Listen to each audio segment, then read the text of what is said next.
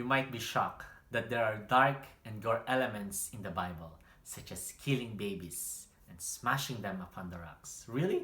Yes, it is true. In Psalms 137 verse 9 it says, "Happy is the one who takes your babies and smashes them against the rocks." When you read the Bible, you need to make sure which genre that you are reading. Psalms are used to convey human emotions, from joy to gloom, from anger to reconciliation. Psalms are a composition of prayers, of songs, of hymns. It is a composition of writings that display the artistry of ancient Israel.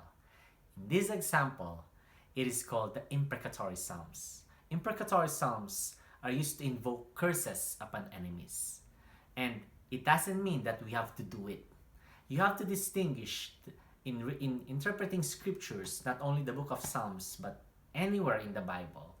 You have to distinguish between prescriptive texts and descriptive texts. In the Old Testament, there are a lot of descriptive texts, such as genocide. It is narrated, it is described, but it is not prescribed, it is not commanded for us to do genocide. If you do it, your new dwelling place would be in prison.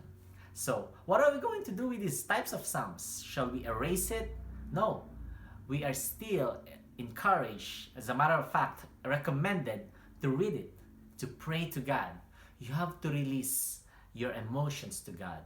You have to vent out whether disappointments, frustrations, or whether it's anger to your enemies. But take note, it is God's to avenge, not us.